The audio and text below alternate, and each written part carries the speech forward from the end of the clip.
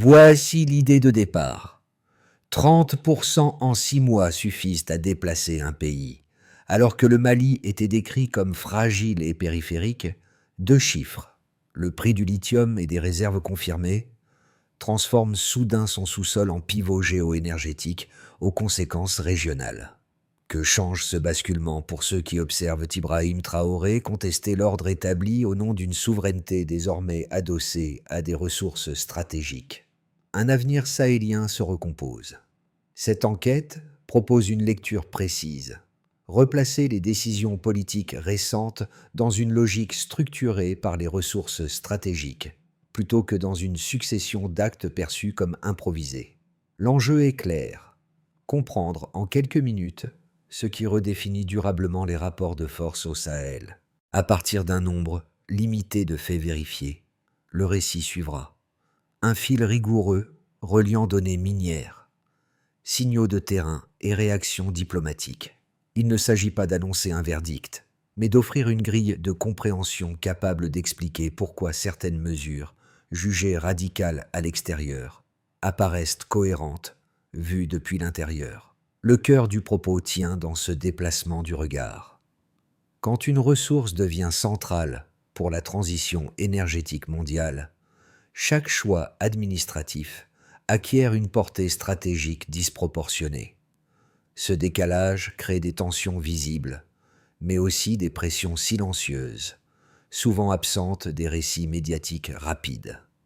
En suivant cette logique, le lecteur pourra distinguer ce qui relève de la communication, de la contrainte ou de l'anticipation. L'objectif est de rendre lisible une dynamique complexe sans la simplifier, afin d'éclairer les conséquences concrètes pour les États, les acteurs économiques et les populations concernées. La révélation tient en 2 chiffres placés sur une même ligne du temps. Début 2025, une étude nationale confirme près de 100 000 tonnes de lithium, et 6 mois plus tard, le prix mondial bondit de 30%. Pris ensemble, ces repères déplacent instantanément le Mali du statut de périphérie instable à celui de nœud énergétique émergent. Ce rapprochement change la lecture des événements récents. Isolés, les chiffres paraissent abstraits. Alignés, ils révèlent une dynamique de pression accélérée, où la valeur du sous-sol malien augmente plus vite que la capacité des cadres politiques et diplomatiques existants à l'absorber. Le lithium, central pour les batteries et les technologies dites vertes, devient un multiplicateur stratégique. Chaque hausse de prix amplifie l'intérêt extérieur et resserre les marges de manœuvre nationales. Dans ce contexte, les signaux de terrain observés dès le début de l'année prennent un relief particulier. Autour des zones minières, des responsables locaux évoquent une multiplication de survols inhabituels, des mouvements discrets le long des corridors d'accès et l'arrivée d'équipes étrangères avançant par petites unités. Aucune de ces observations ne déclenche, prise seule, d'alerte majeure. Leur répétition, en revanche, dessine une compétition silencieuse déjà engagée. Parallèlement, les canaux diplomatiques s'activent. Des délégations informelles demandent des rencontres techniques. Les discussions se concentrent sur les gisements, les conditions contractuelles et les possibilités d'exploitation accélérée. Plus les estimations se précisent, plus les propositions se font insistantes. La pression économique précède alors les tensions visibles.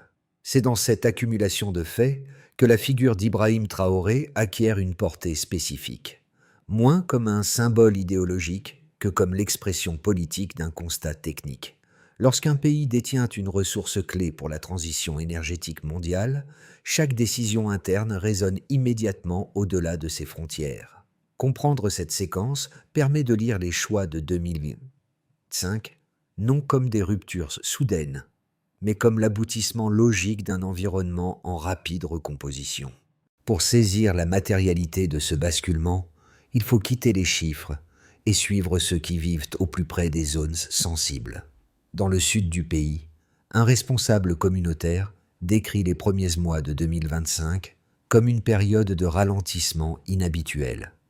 Les rotations logistiques changent, les visites techniques se multiplient et les questions posées par des interlocuteurs extérieurs deviennent plus précises, presque insistantes.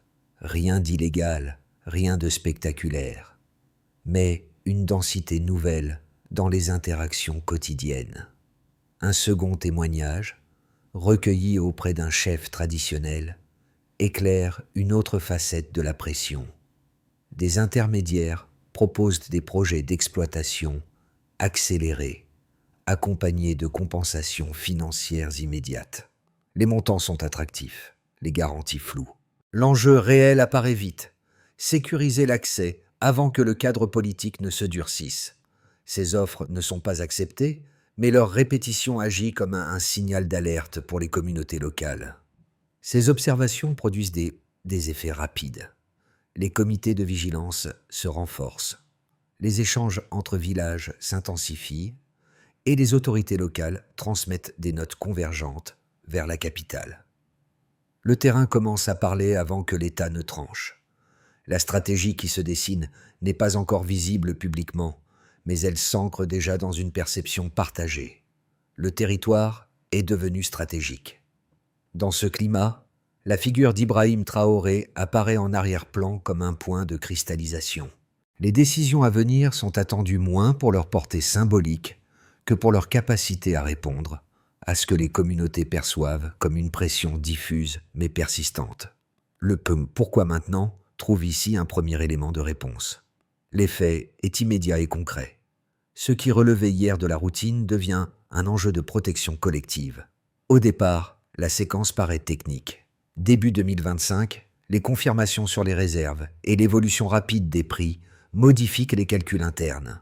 Les administrations sectorielles réévaluent les contrats existants, les flux financiers attendus et les risques associés à une exposition accrue. Ce moment d'activation reste discret, presque bureaucratique, mais il enclenche un changement de tempo. Les notes internes se multiplient, les scénarios sont comparés et la question centrale devient simple. Comment protéger une valeur stratégique en pleine envolée? La montée en tension s'accélère au printemps. En avril, l'annonce d'une taxe exceptionnelle sur les profits étranger agit comme un révélateur. Présentée comme une mesure fiscale, elle produit un choc politique immédiat. Les entreprises concernées protestent. Certaines évoquent des suspensions d'activité. D'autres cherchent des exemptions par des voies diplomatiques parallèles. Ce basculement marque l'entrée dans une phase de confrontation ouverte. Sur le terrain, les responsables locaux signalent une intensification des pressions. Demandes d'informations répétées, tentatives d'approche indirecte, présence accrue autour des accès miniers. À mesure que ces signaux convergent, l'État durcit sa posture. Les contrôles s'intensifient, les chaînes décisionnelles se raccourcissent et les marges de tolérance se réduisent. Ce mouvement n'est pas spectaculaire, mais cumulatif.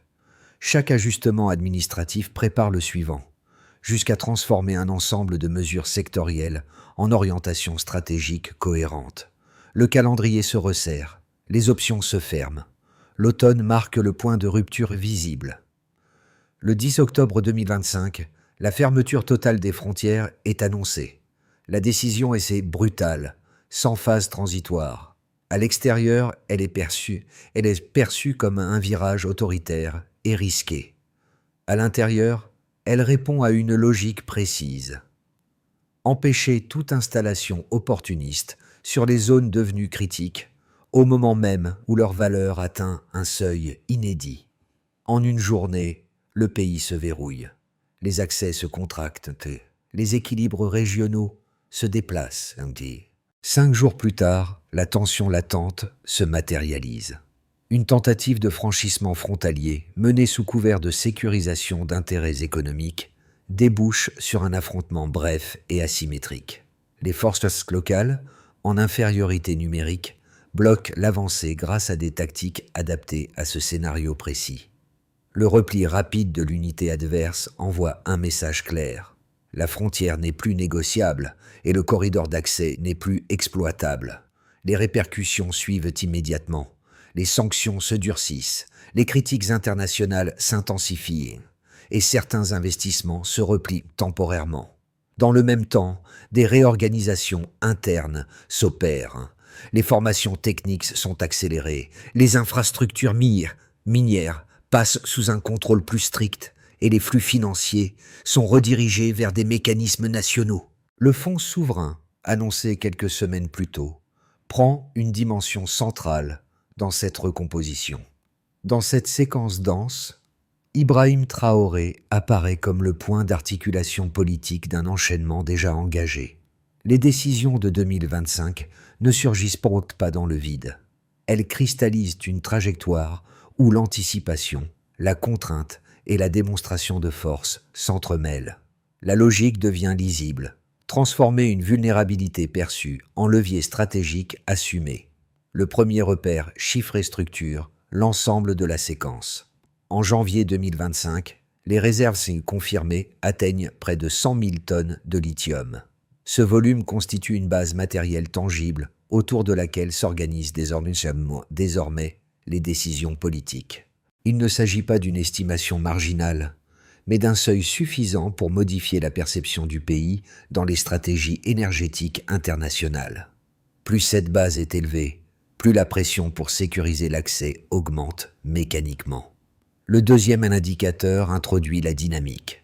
En 6 mois, le prix mondial du lithium progresse d'environ 30%.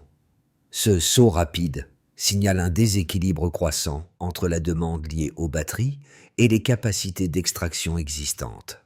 Une hausse de cette ampleur agit comme un accélérateur stratégique.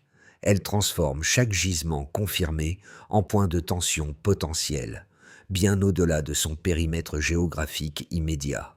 La valeur ne change pas seulement en chiffres, elle change en statut. Le troisième chiffre apporte une clé politique interne.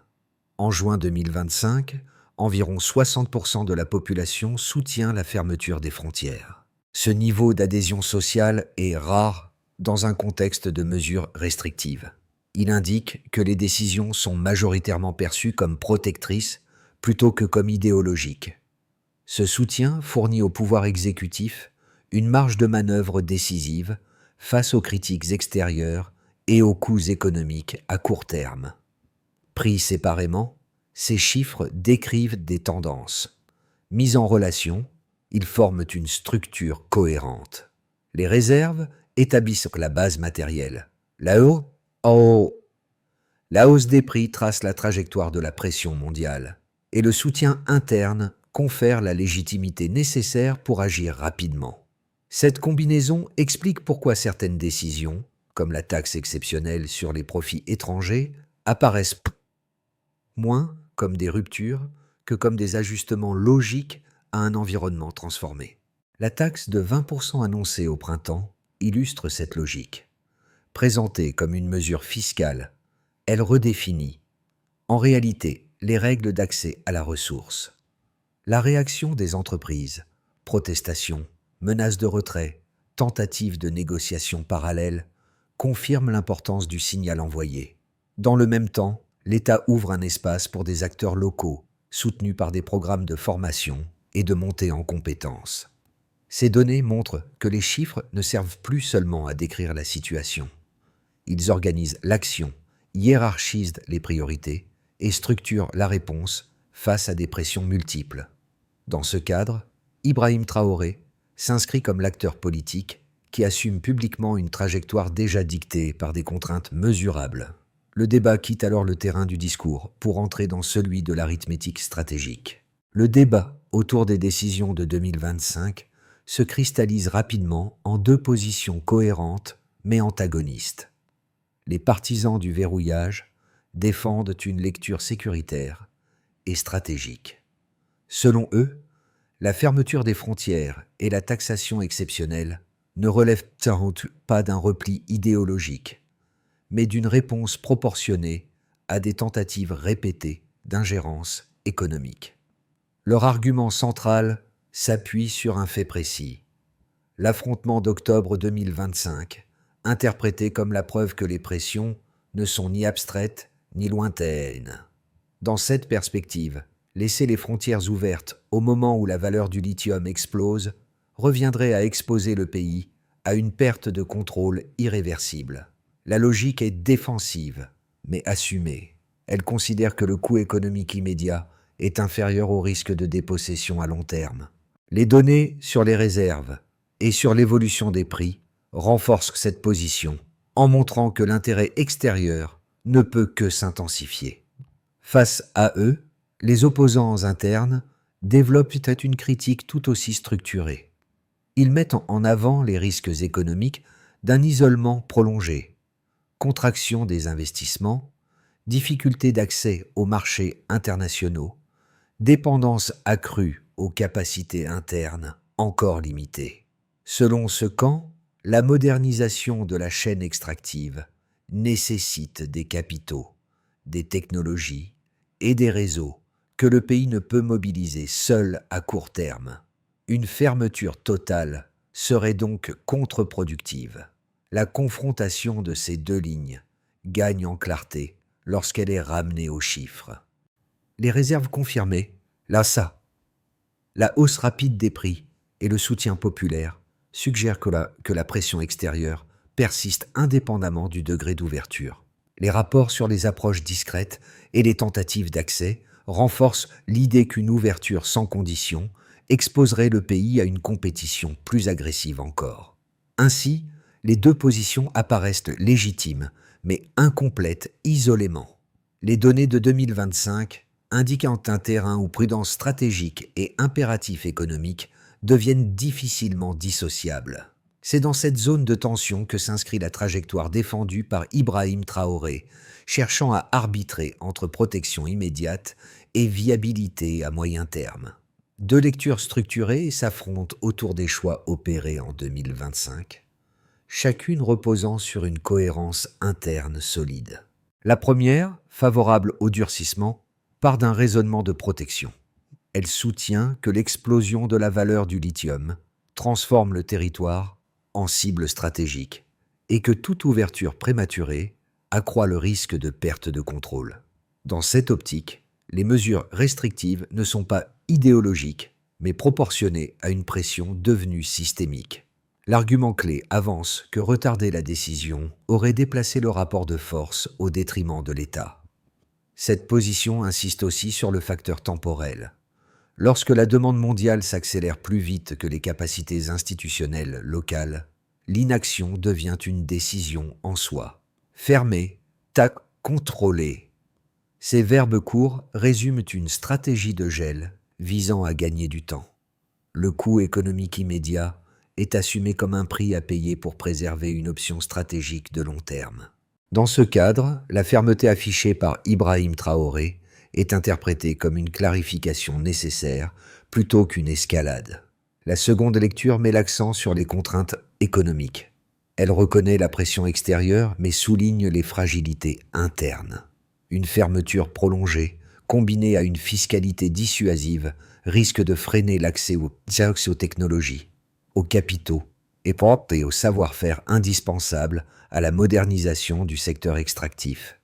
Selon cette thèse, la souveraineté ne se mesure pas seulement à la capacité de bloquer, mais à celle de transformer et de valoriser durablement la ressource. Sans partenariat maîtrisé, le pays pourrait se retrouver avec un actif stratégique sous-exploité. Cette approche rappelle également que les marchés fonctionnent par anticipation. Un signal jugé trop abrupt peut installer une défiance durable, difficile à inverser même après un assouplissement. Le risque n'est pas l'isolement immédiat, mais l'enfermement progressif dans un cercle de capacités limitées.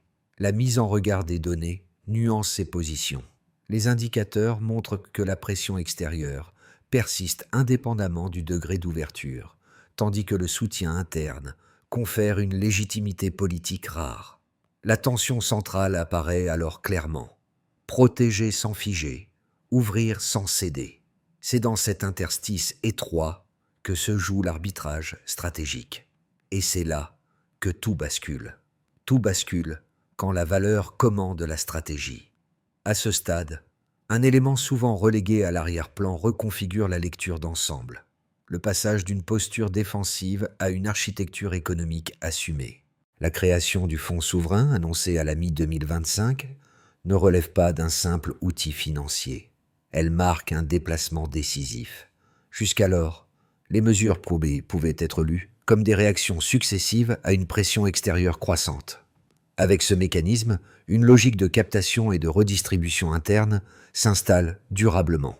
Ce point de bascule éclaire rétroactivement les décisions précédentes.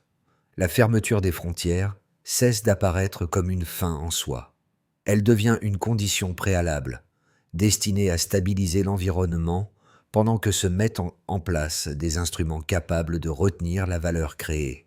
La taxation exceptionnelle, elle aussi, change de statut. D'acte punitif perçu de l'extérieur, elle se transforme en levier de financement d'une stratégie de long terme. C'est ici que la figure d'Ibrahim Traoré prend une dimension différente.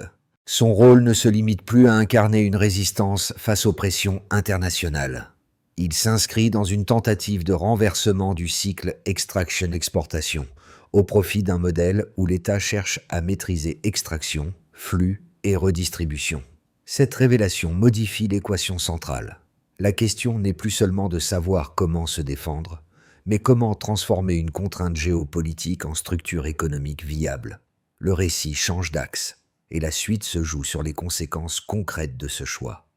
Les choix opérés en 2025 produisent des effets différenciés selon les acteurs concernés, révélant la profondeur du basculement engagé. Pour l'État d'abord, la reconfiguration est immédiate. Le verrouillage des frontières et la centralisation des flux miniers renforcent la capacité de pilotage stratégique. Les recettes issues de la fiscalité exceptionnelle et des mécanismes associés au fonds souverain offrent de nouveaux leviers budgétaires. Cette marge accrue ne supprime pas les contraintes extérieures, mais elle redonne une capacité d'arbitrage qui faisait défaut lorsque les décisions étaient dictées par l'urgence ou par des équilibres imposés de l'extérieur. Pour les entreprises, le paysage se fracture. Les opérateurs étrangers, habitués à des cadres contractuels plus permissifs, font face à une incertitude accrue. Certains réduisent temporairement leurs activités, d'autres adoptent une posture d'attente, cherchant à évaluer la durabilité du nouveau cadre. À l'inverse, les acteurs nationaux et régionaux voient s'ouvrir un espace inédit. Les exigences de contrôle et de transformation locale créent des barrières à l'entrée, mais aussi des opportunités pour ceux capables de s'y adapter. La compétition ne disparaît pas, elle change de nature et de centre de gravité. Pour les populations locales, les effets y sont plus ambivalents. Autour des zones minières, la perception d'une protection renforcée du territoire coexiste avec une vigilance accrue liée aux tensions sécuritaires persistantes.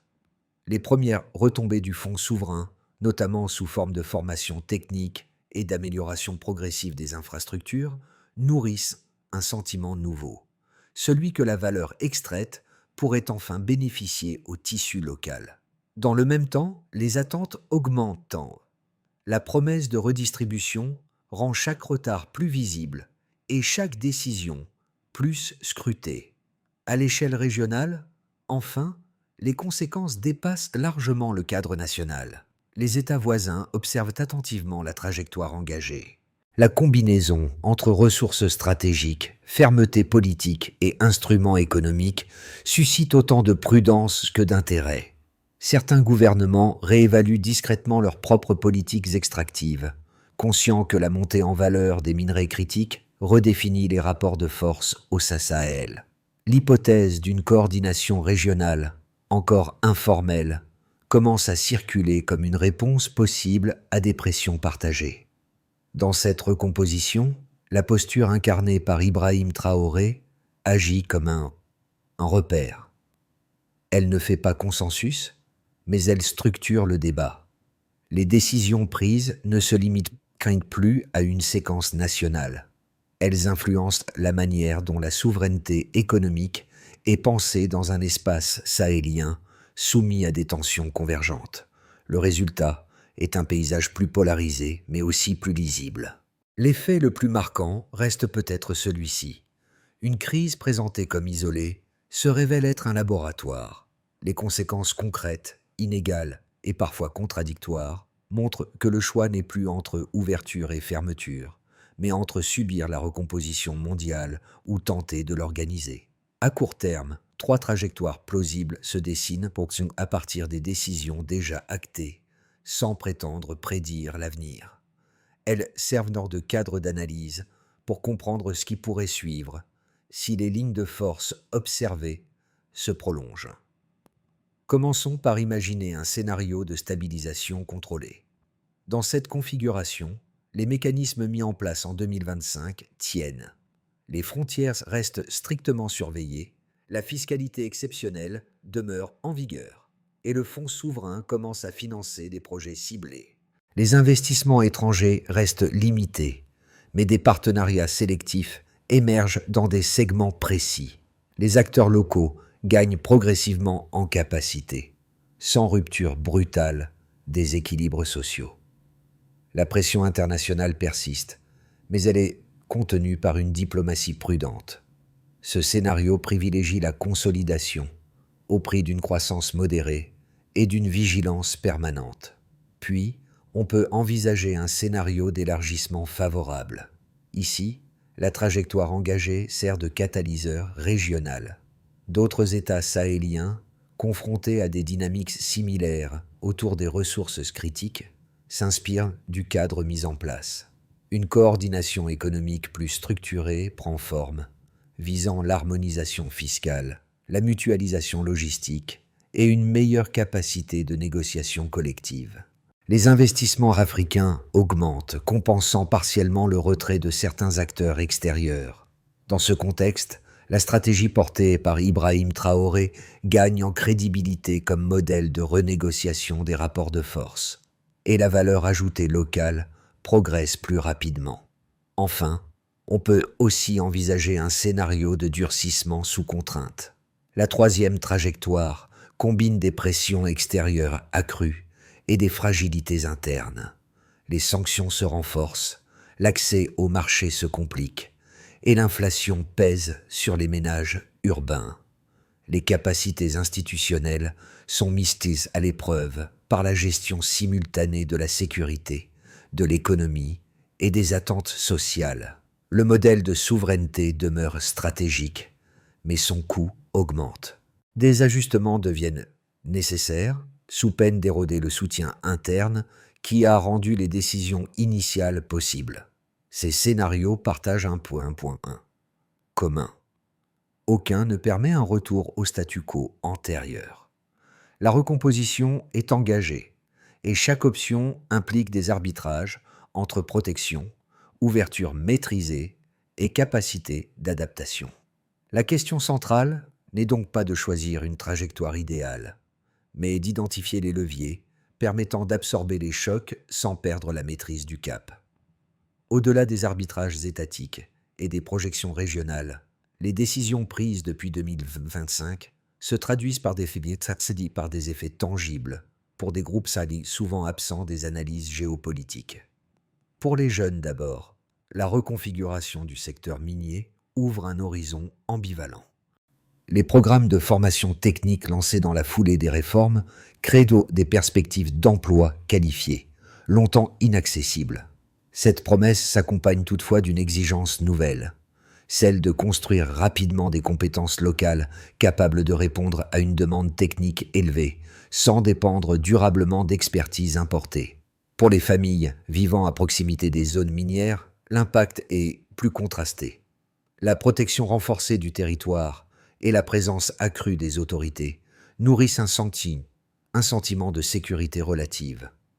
En parallèle, l'attention portée aux infrastructures, aux services de base et aux circuits de redistribution alimente l'espoir d'un bénéfice plus direct de l'exploitation des ressources. Mais cette attente renforce aussi la vigilance. Chaque retard, chaque manque de transparence devient visible, et la confiance se joue dans la capacité à transformer des annonces en améliorations concrètes.